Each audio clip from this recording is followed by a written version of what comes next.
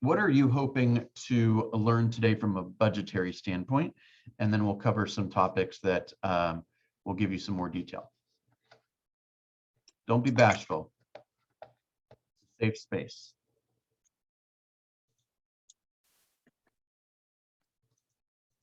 Oh, please, come on now. What it is and how we use it. Okay, that's about as broad as we can get, right? Okay, lead with revenue. Yes, good point. Very good point.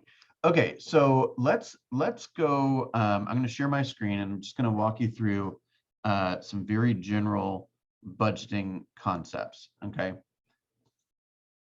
can you guys see?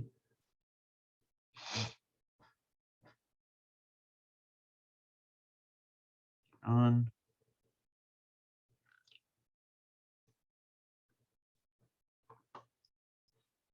Okay, can you hear me okay? There we go. Can you see this updated budget model right here? Do you see that?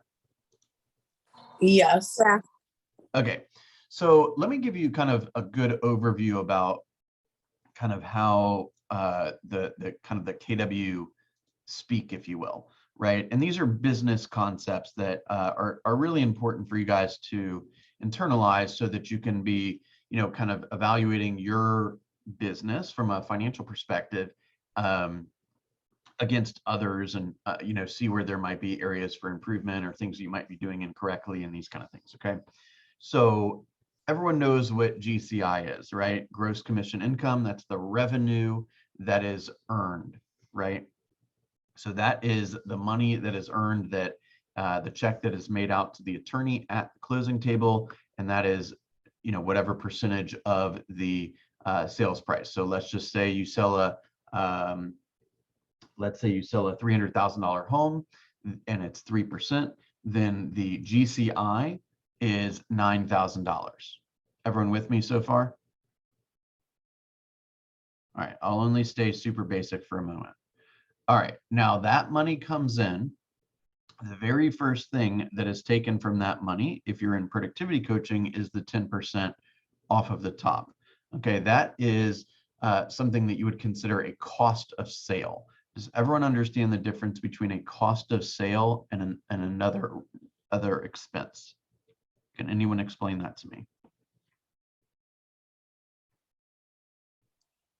The cost of sale only happens if the house actually sells. Yes. The other marketing, on anything like that, you're going to pay anyway. Or you have a choice to pay, right? Right. But right. It's got nothing to do with the sale itself. Great explanation. So let's look at that in some detail then. So what are some of the other costs of sale that you will incur when there's a sale for your business right now? Productivity coaching, and then KW takes some money, right? KW, the market center split, assuming you have not capped, 30%. The royalties. The royalties. The royalties. Well, that's right. So the royalty is 6%. That caps at $3,000. So as you're going from $0 to $3,000, that is a cost of sale. After you hit the 3,000, which is probably very, very close to the moment you hit the 15,000, then those are cost of sale as you're getting to that number. And then beyond that, there's no 30% and there's no 6%. And then once you cap with productivity coaching after $10,000, there's no cost of sale there either. Everyone with me? So cost of sale for you guys would max, well, PC 15,000 and 3,000 would max out at 28,000, assuming it all happened in the same fiscal year. We're that may or may not happen. Does that make sense? Okay, because when you join PC might be off from the time period that you join the office. Everyone follow that? Okay, so everyone should understand cost of sale. The other cost of sale, which aren't so relevant for those that are here today, would be things like paying out a referral fee, right? So you would get credit for the GCI, but you would pay out the referral fee when it closes, okay? and then buyer's agent splits. It can get a little confusing, but we won't go there today. Okay, so that's cost of sale. So on this particular chart, they have for a $350,000 agent, GCI agent, your cost of sales should be around 22%. Okay, and then it goes up a little bit as you're bringing on more team members, and then best practices down slightly. Okay, so then we have our what's called gross profit. So gross profit is 78%, therefore, of the 350. All right, we'll go back to a smaller number example here in a minute. Then you have your expenses. Expenses, like Melissa said, is basically everything else that is not a cost of sale that you have to pay for in the course of doing business. Okay, and then once you deduct that, that's net income. So let's look at the PC2, I'm sorry, the PC systems, the systems document that you have, and we can go to the financial screen, and this will be a good resource for you. Okay, so I have it split up month by month, and you have this document. If you don't have this document, send me a message immediately. Leslie, and yeah, Leslie, who just joined, you'll get this document when we do the orientation together. Okay, so Okay. we walk through the market center split, the KWRI royalty. Oh, FMLS is also a cost of sale, right? Because the FMLS fee is due only when a home that you are part of selling, and that was an FMLS, it closes, right? So 0.0012 times the sales price is the FMLS fee. Hopefully you guys all know this. This is not unique to Keller Williams. You're charged that no matter where you happen to be. Okay. So then you add up your cost of sale total, and I have it done per month here. And we believe that at $150,000 GCI model, the best practices according to MREA2, that should be around 13%. 13%. Okay. Now that does not include, you're going to feel like that's a little higher when it comes to coaching, because it's charged as a cost of sale rather than an expense. But best practices are around 13% there. Okay. Then this area is total expenses.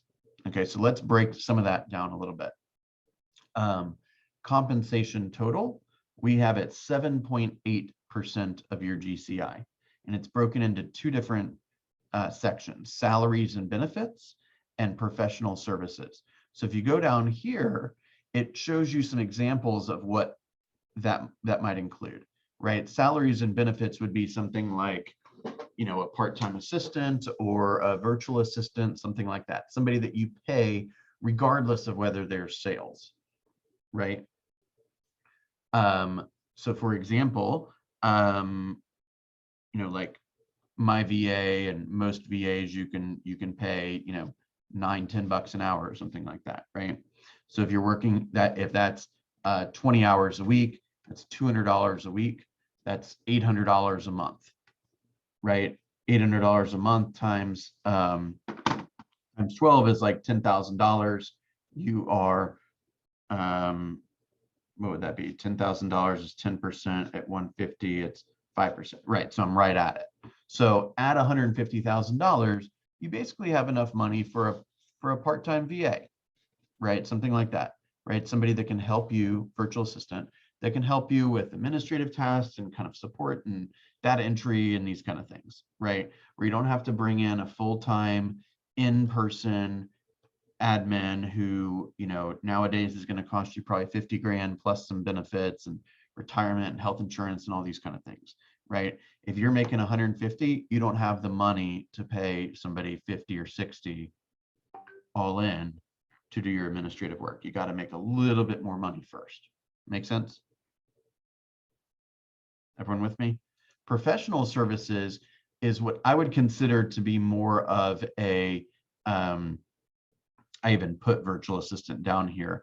I would consider that to be a little bit more like kind of contracty type work, right? So that's like the periodic time that you might want to pay a runner, right? Or a runner could be somebody that's going to drop off a pre-listing package, or a runner could be somebody that, puts the sign out, right? Or puts the lockbox out, or drops off some paperwork for your client, something like that, right? Showing agents, right? You're not necessarily committing to hiring somebody to do all your showings, but periodically you have somebody that, hey, here's $50, I need you to open that door.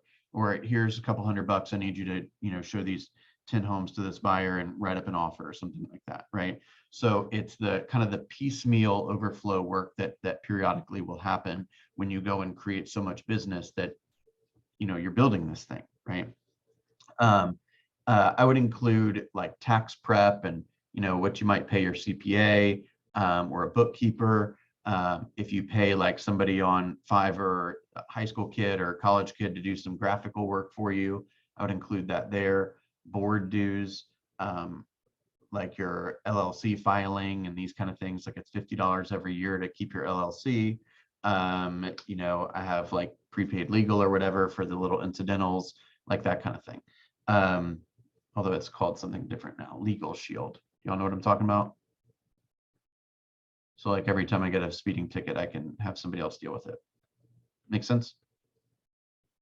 I don't have a single video on this morning. Are you guys with me? No one's paying attention? Listening. All right. The next section is lead generation, right? So lead generation, this is a point I want to make to you guys. At $150,000, they say 11.2% should be spent on lead generation. Okay, so that's a fair amount of money. That's $16,800 divided by 12. That's $1,400 a month you should be investing into your business through lead acquisition, right? Prospecting and marketing. That would be things like buying leads potentially, or buying a dialer, or buying we get Vulcan 7 and Cole through PC for free, but if not, you theoretically should have the budget for that. Does that make sense? What about when you're doing open houses and you're buying printing and stuff like that for the open house? Would that be under lead gen? Yeah, I would call that lead gen. Yeah, good point. So I put in listings management and prospecting would be kind of the headlines. And I said listings input, contract to close, staging, right? And then prospecting and marketing would be like mailers, Facebook ads, Instagram ads, pay-per-click, lead purchasing, client events, food and entertainment, keeping current matters, signs, social media help, that kind of stuff. You might find people that would put things like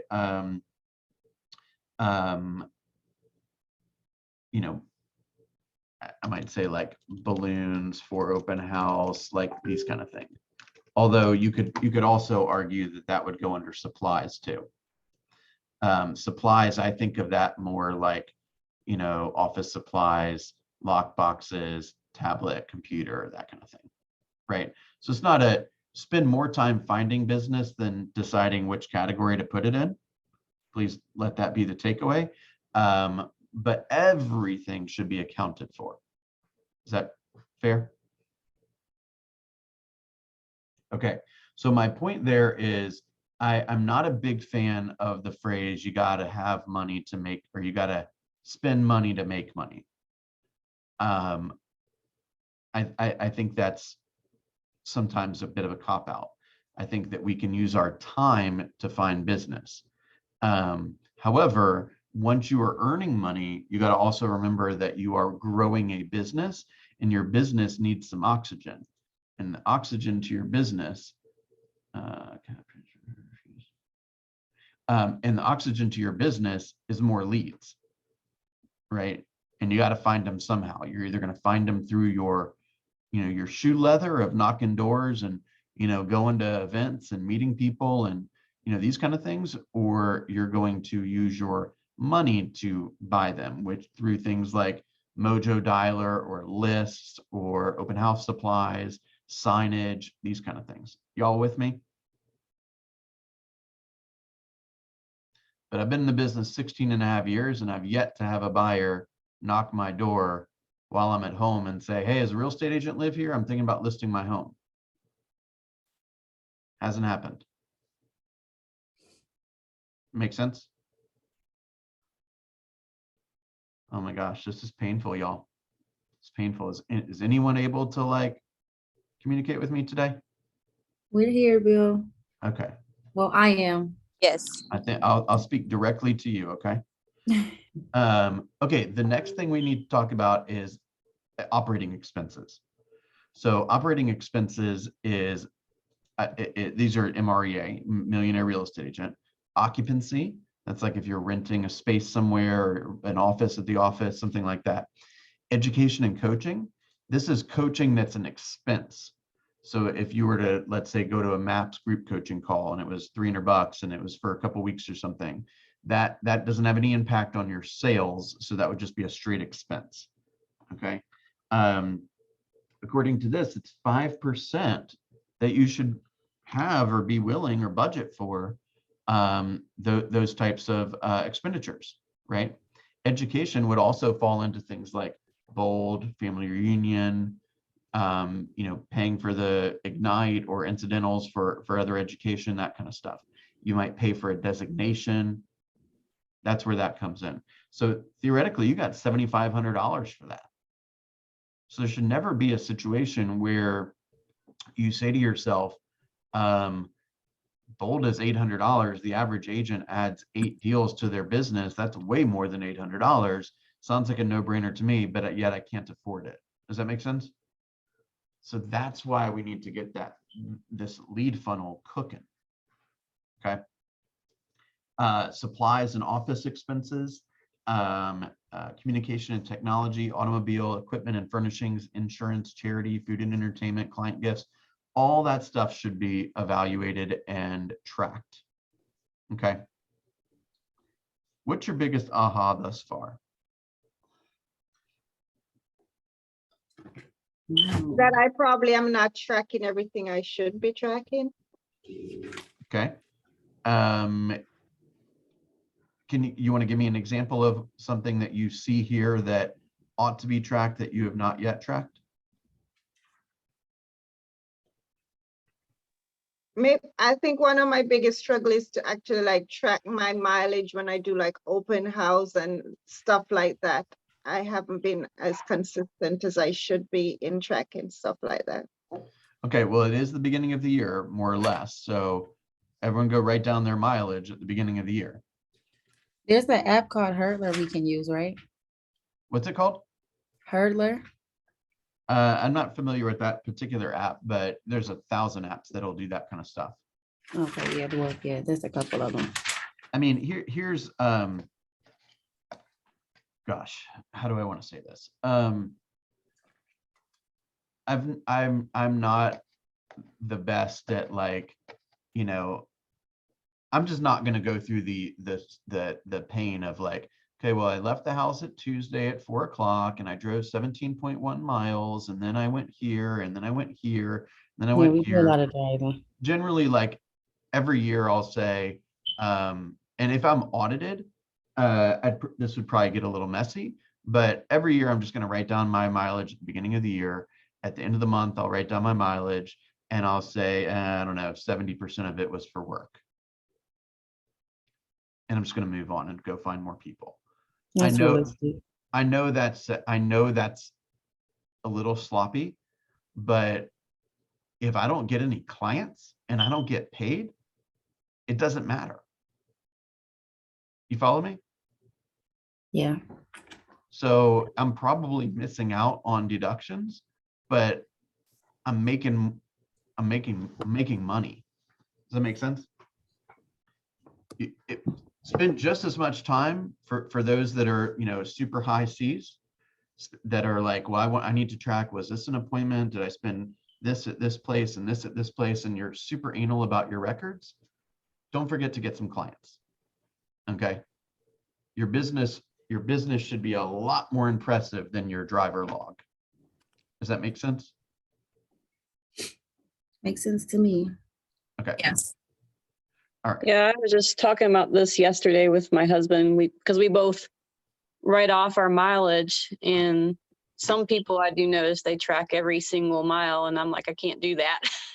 I don't have time for that. Look, again, I'm not telling you to be sloppy. I'm just telling you your priority number 1 through 100 should be finding people to help with their real estate needs. Okay. Don't get so caught up in tracking your miles that you forget to go find people. Is Candace telling me anything? Or mile IQ? Okay. Yeah, it's another one. And remember, talk to your CPA on whether tracking mileage is the most appropriate way to do it, right? You have to, as my understanding is, you have to decide at the beginning whether you want to track mileage or you want to track expenses. If you have an older car, I might consider tracking expenses, right? Because if you're having to pay $1,500 to fix this and fix that and fix this, you might be better off tracking expenses rather than mileage. So make sure you chat with a professional about that, okay?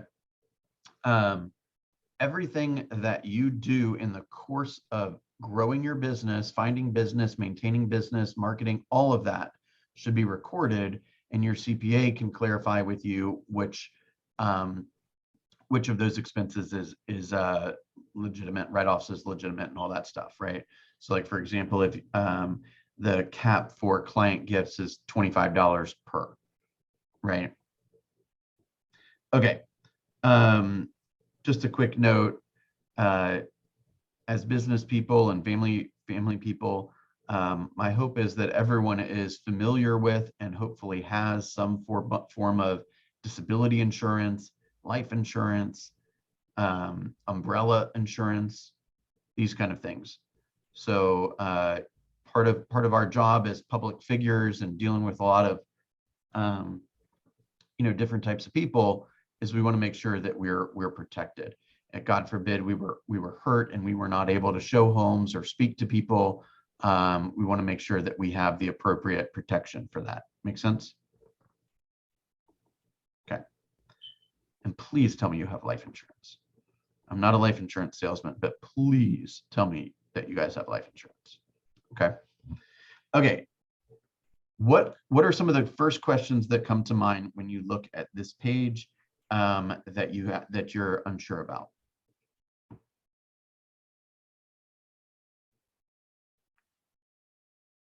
Can you repeat that, Bill?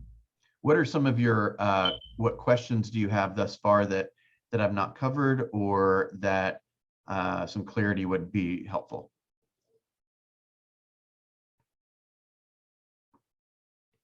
This is kind of. By the way, at $150,000, if you spend 13% on cost of sale and 38% on operating expenses, you take 49% to the bottom line. Guys, there is not another business in the world where you're taking anywhere near 49% to the bottom line. That makes sense? Yeah. And that's spending a significant amount of money on some of these things, right? Occupancy, 2.9%. That's a lot. I mean, that'll get you the corner office at the office. If you're not renting an office at the office, you could zero that out. Now you got some more money for more lead gen or more technology, right? So basically, we're not being, ripped off with the expenses or the things that. Well, ripped off is insinuates a lot of different things. Okay. Ripped off insinuates to me you are buying a service or a product from somebody who misrepresented it. Okay. So I'll change the terminology. So if you are presumably we're making all of our business decisions without duress, right? No one is forcing us to make these decisions. However, it is your responsibility to make sure that the product that you're considering purchasing or investing in is legitimate, and it's being the person that sold it to you is trustworthy and has good reviews and these kind of things, right?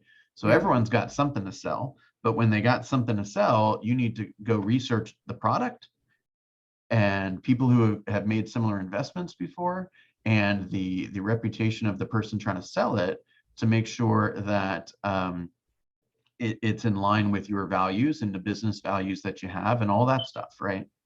So I would like to think that the vast majority of salespeople out there and products out there are, if used properly, could greatly enhance your business. Problem is you can't afford all of them, right? No one can. So you got to pick the ones that are the best, right? Or that do the things that you hate doing the most, right? So don't assume everyone's out to get you. Just do your research. Got you. Right. But I wasn't insinuating that at all. Okay. Okay. The other thing, which is we haven't really talked about this morning yet, is the blend of personal money and business money. So, my CPA told me at one point, like, unless you're making about 75 grand or more, it doesn't matter a whole lot whether you're an LLC or not, from a tax perspective.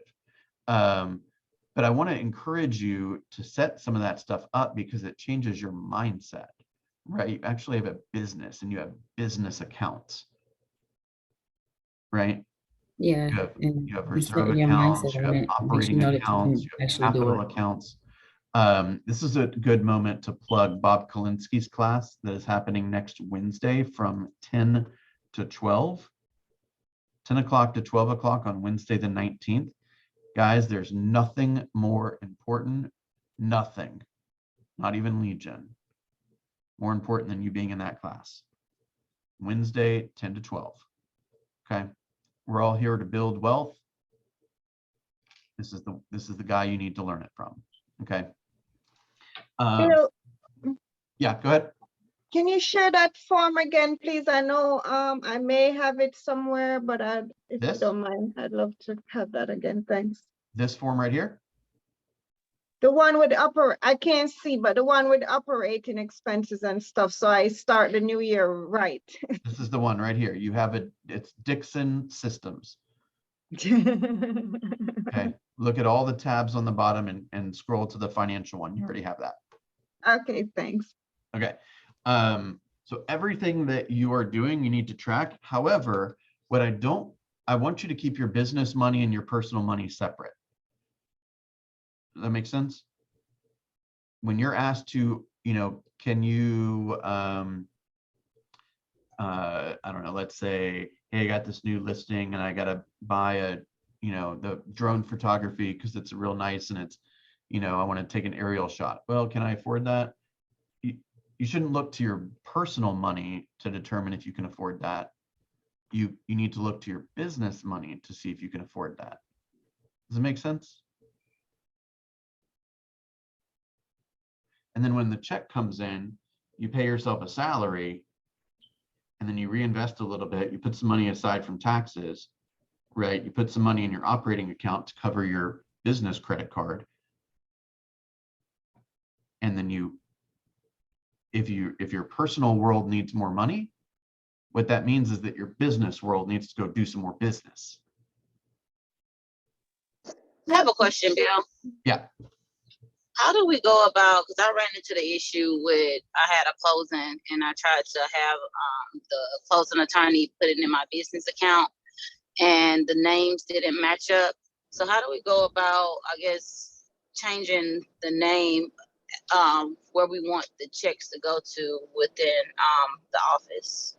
So the check was made out to Markia Smith and the business account is in your LLC? Correct. So it was like, I ended up having to pay like an NSF fee in a sense because the names didn't match because the closing attorney had to, was trying to put the money into, I guess, the wrong account because the names didn't match up. Yeah, you just need to, well, the check is made out to your LLC or to Markia? Well, because I guess when they send a DBA form or when Lee sends the DBA form, it was made out to Markia Smith and not my LLC. So when they tried to deposit. Give Lee a copy of your LLC paperwork and that can get changed immediately. There's no fee for that. Okay. So it's Lee. Okay, thank you. Yeah, Lee can take care of that for you. So just to clarify, if you have an LLC or you want to create one, with the LLC paperwork you would take into the bank to open up banking accounts, and the LLC paperwork you would take to Lee, and then the check would be made out to the LLC rather than to your personal name. Okay. I just wanted to say, just 2 days ago, somebody was enlightening me on the benefits of having like a business credit card, because I didn't even know I get these offers and I didn't even know that it was a good thing. So it's like just tying it into what you're saying today. It's really an eye opener. Just so, thank you for sharing that. Just so everyone can kind of internalize this for themselves. What do you mean by it's a good thing? In terms of to be able to differentiate my expenses from, Yes. as a realtor, from my personal stuff. Okay, that's where I was headed. There's really no benefit beyond that, right? It's just a clerical maneuver, right? So you can, when it comes tax time, you can pull out your credit card where only business expenses were created, and there's all your business expenses nice and organized, right? You don't necessarily need it for any other purpose beyond that, right? Somebody gives you a Right, $10,000 credit card and you go spend tracking $10,000 on stuff you don't need. That's a problem. Follow? For me, I think it's a good thing, better way for me to track and see how I'm spending, to know when I need to use the red light, green light thing. Oh, we're saying the same thing. I'm just asking you to be cautious with the red light, green light, right? It's a helpful tool to make sure that you isolate your business expenses versus other expenses. And everything is nice and easy for the tax guy to organize, and for you to track and visualize. Great move. Just as always, be careful when people are willing to extend you money, particularly when they're willing to do it at 30% or something. Okay, sure. And you get the miles and, you know, cash back and all that kind of stuff. But most importantly is that it's organized and it's visualized, right? I mean, if I was to hire a realtor just with my own business background and all that, I might just for the kick of it say, hey, what's your profit margin this year, right? What's your cost of sale running? And they're like, I'm like, I can't work with you. I'm sorry. I need a businessman, right? I mean, I know that sounds a little silly, but if you run it like a hobby, it's going to pay you like a hobby. And if you run your financials like a hobby, then you probably run the rest of your business like a hobby. And I can't work with somebody that's going to run their business like a hobby. I want the best. Make sense? Does that sting a little bit? Yep. Okay. So what are you doing today to improve, right? So, you know, my job is not to tell you all you're beautiful every day. My job is to tell you that what you can do to get better every day so that you can hit your goals and have an awesome life. Does that make sense? Yes, respectfully. That was respectfully, right? Mm-hmm. That's appreciated by me. Okay, good. Very good. Here it's kind of like if I walked into let's imagine that the people at the bakery didn't track their expenses, and therefore they weren't clear on how much sugar cost or how much flour they needed each week and how much, you know, sugar they needed every week. And you walked in, half the time they were out of stuff. You're like, what kind of place is this? Been to a couple of places like that. Yeah. Now, would you want to do business with that type of organization, or would you want to invest in that type of organization? Absolutely not. Okay. There you go. Right. Tracy, you want to say something? You just went from no video to video. Oh, no, I'm driving. I don't know. Okay. Stay safe now. Focus on the road. Okay. What other observations do you see here?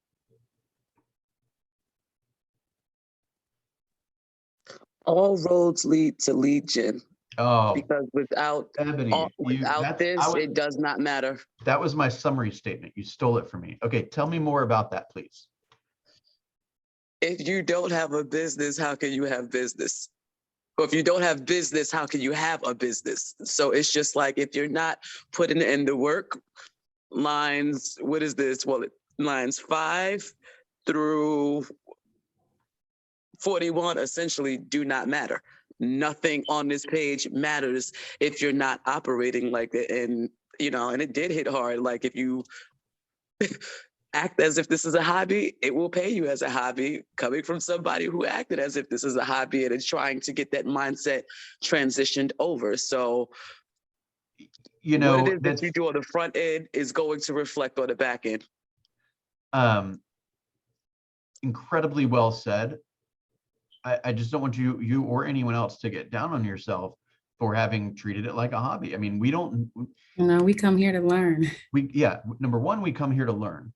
And number two, not to get overly controversial here, but they don't teach you this stuff in school, right? You know why? It's just, they're trying to pop out workers. They're not trying to pop out entrepreneurs and investors and business owners. They want workers. Yep. We got the same educational system we've had since the French Revolution.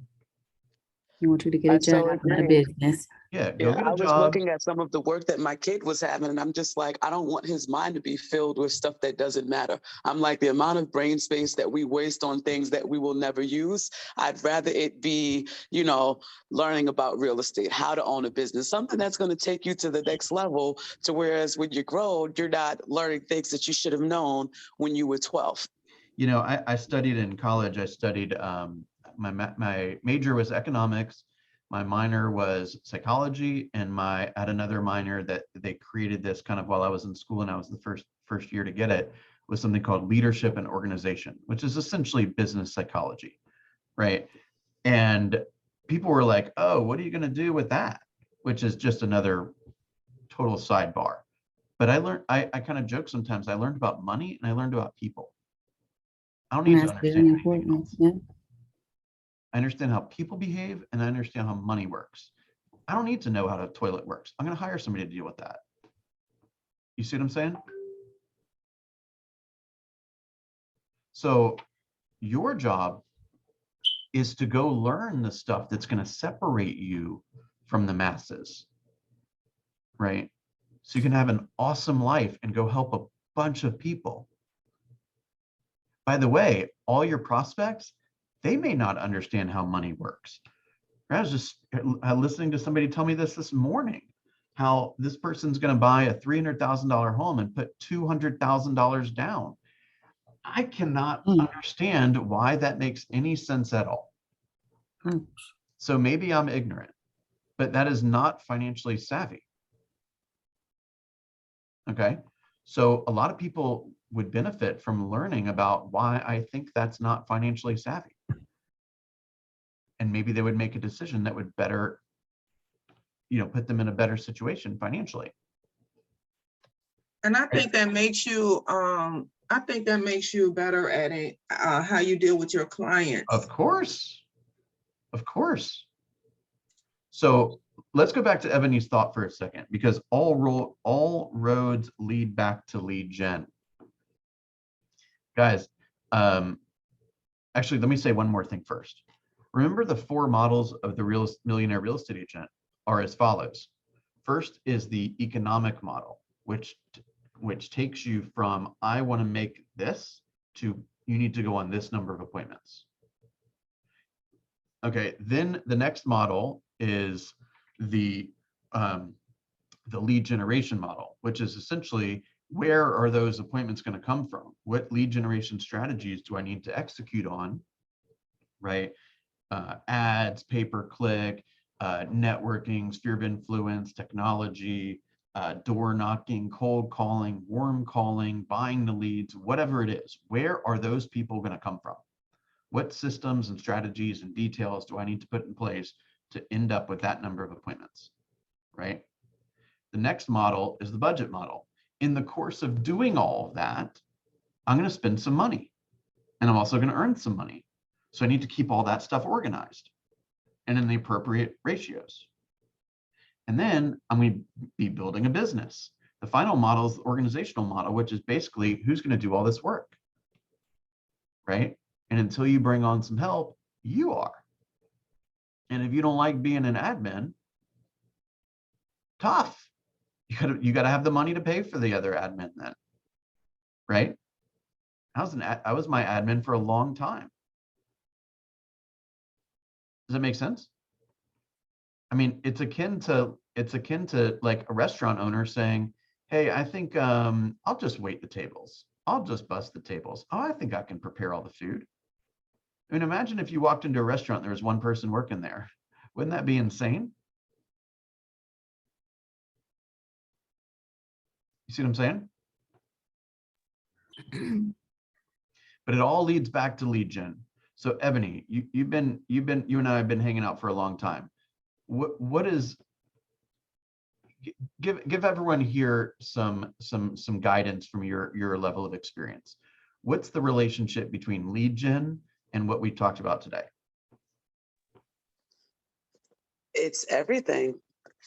Like, you can't get to step 2 without taking step 1.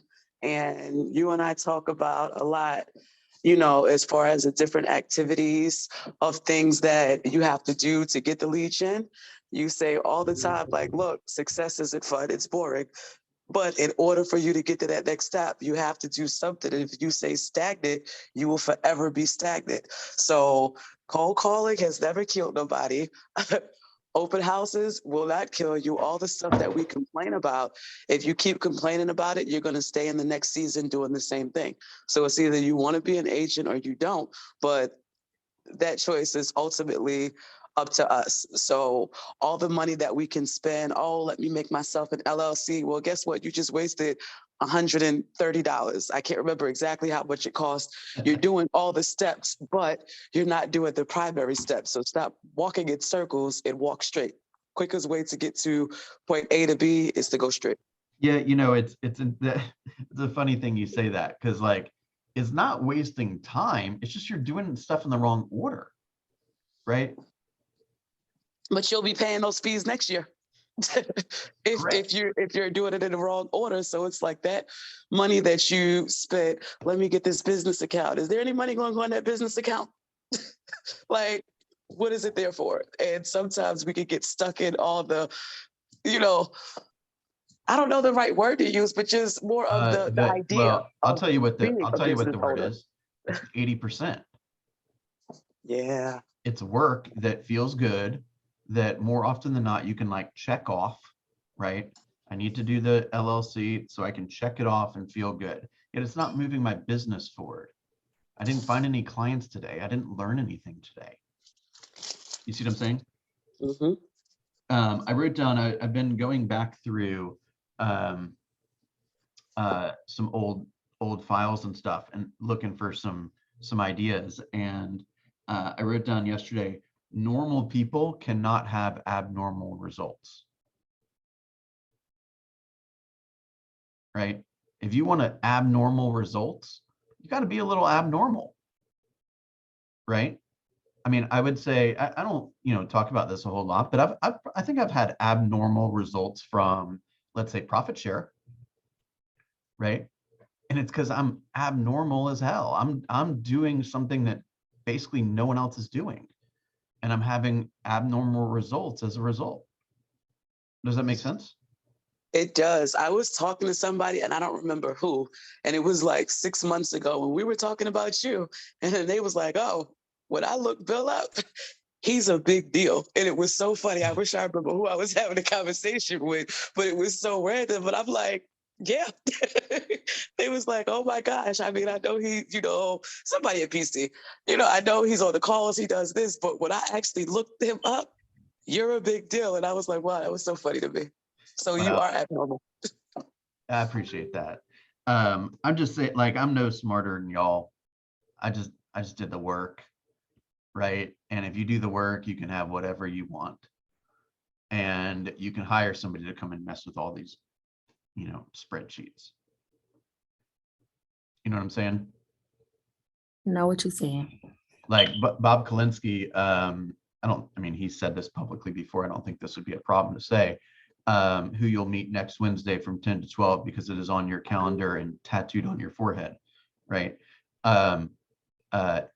He has a bookkeeper, and so all of his mail is sent to the bookkeeper, like all of his account statements and all of his, things that need to be deposited and all of his tax forms and all that kind of stuff, all of it, right? and she puts all these things together, and she will, put it into, formalized records, and everything is tracked. Obviously, everything is tracked. The guy's a multi-millionaire, right? And everything is buttoned up for him.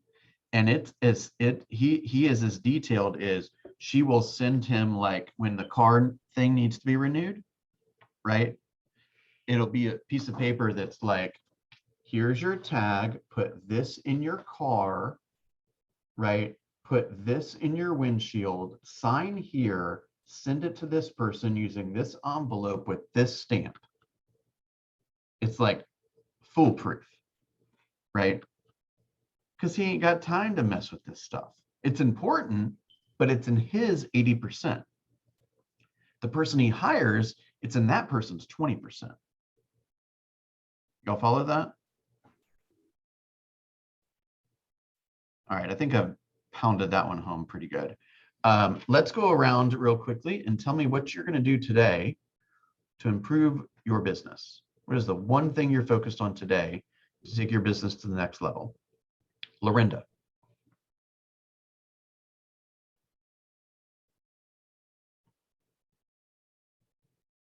You're on mute. You're still on mute. Trying to get to it, okay? Well, you're the still, one your thing is mouth was still working. So I was like, Oh, she must got it. Got it. The one thing is put together an agenda for our call today, because I see right now this week has been you've dropped several nuggets and things that I need to get in order, especially this call for today. So beautiful. that's what I'll be doing. Well, the good news is you already have this copy, right? So now you just got to fill it in. Beautiful. Thank you. Kathy. Hey, what was the question, Bill? I'm sorry. What's the one thing we're going to do today? What is the one thing that you're focused on today to improve the status of your business? It should sound something like, I'm going to talk a little bit about how you might interact with the public, meaning like you'll speak to a certain number of people, or you'll do this to grow your database, that kind of thing, or a particular project that you need to do to learn because you've determined that's the most important thing that needs to be focused on today. Well, today I'm going to do my lead generating and leave the, what do you call those old leads that are kind of dead leads alone. They're not going anywhere. Everyone's got a place to live, got to have a place to live. So right. Those leads, I would just be careful about calling them dead leads. Those are people that have goals that if they have a real estate need or question and they don't know who to call, they're probably going to end up in the hands of a poor agent, and they're going to have poor results as a result. So focus on the best ones, but don't forget about everyone else. Okay, those are families. Absolutely. Right. Cool. Thank you. Jaleesa. I'm going to lead gen by door knocking today. I rode past a couple neighborhoods this morning and wrote them down. So I'm going to do some research on them and see what I can leave with those neighbors that I door knock on. Excellent. Excellent. I would encourage you, create a template of some sort so that like 80% of the work is already done for you next week when you pick a different neighborhood. Okay, what do you mean? What do you mean? It might say like sales activity in, right? Okay. And then you just replace, every time you do this for a different neighborhood, you just replace it with the name of the neighborhood. And like you have the format for like, here's the picture of house number 1, details, picture of house number 2, details. And then you have your contact information at the bottom or something like that. So it's just a template that you could use over and over and over as you go to community after community after community. Gotcha. Great job. Nadine. What's your one thing today? I'm going to be doing lead gen. I have an open house. I'm definitely going to be calling some more neighbors to invite them out on Saturday for the open house. Beautiful. Jenny. I'm on my way to Ignite, so that's my one thing. All right. Well, that ends at 12 o'clock or 12:30 or something. So during Ignite, think about what your one thing is after Ignite, okay? Okay. That's like when somebody says, oh, I got a closing on Tuesday, so I'm not available. What are you talking about? Closing takes an hour. There's 24 hours on Tuesday. What are you talking about? You don't get the whole day off. All right. Sorry for the sidebar. Leslie.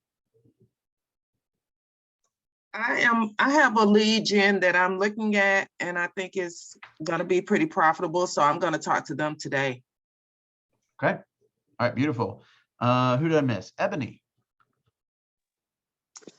I'm going to get over my fear of rejection by cold calling and not stopping until I speak to at least 5 people. Beautiful. I think that is very, very well said. So let me give you a piece of encouragement, okay? Just like you said, there's never, to my knowledge, there's never been anyone that's died as a result of cold calling. Okay. And if somebody says, no, I'm not interested, it's not that they think you're a bad person or they're upset at you. They just don't need your services, or they don't need your services today. It's not a big deal. Okay. Well, Candace said it better the other day. She said, Well, you that never know doesn't who you're surprise gonna me. meet. Wait, what did Candace say? She said, you never know who you're gonna meet. And that's Yeah, the way exactly. you have to look at it. Each time you make the call, you never know who you're gonna meet. That's exactly right. I think I told you guys the same day, like probably 2/3 of my database came from my activity over the years with 3 different houses, right? I got a message yesterday, by the way, from a guy who I have literally not spoken to in 6 or 7 years. Not that that's acceptable. I'm just telling you that when you make an impression on somebody, they remember who you are. Like I met this guy at a rental like probably 10 years ago, and now he's ready to buy, finally. You see what I'm saying? I might have called him. I probably did call him a dead lead in the past. But he still has a goal, and I can still help with that goal. Jaleesa, did you tell me what your one? You did, right? Yeah, I did. I'm sorry. I didn't even know I was off mute. That's all right. My one thing is I got back-to-back coaching sessions today, where I get to help you guys think the way you need to think so that you can get what you want when you want it. Okay. But you can't get what you want unless you know what you want. So this is this real estate business thing. It's a perfect vehicle to put you on that track. The bigger you think, the more serious you'll take your minutes. And I have every confidence that everyone on this call can get whatever they want. They just need to focus on the most important thing. And like Ebony suggested, it's people. It's go meet people and figure out what they need and help them. If they happen to need a dry cleaner today, then go out of your way to find them a dry cleaner. And next time you talk to them, they might have a real estate need. We are very well paid concierges. I don't care what you ask me for. If it's got anything to do with real estate or not, I'm going to help you because it'll come back to me at some point. Yep. Talk to everybody. Yep. All right, guys, have a wonderful day. You too.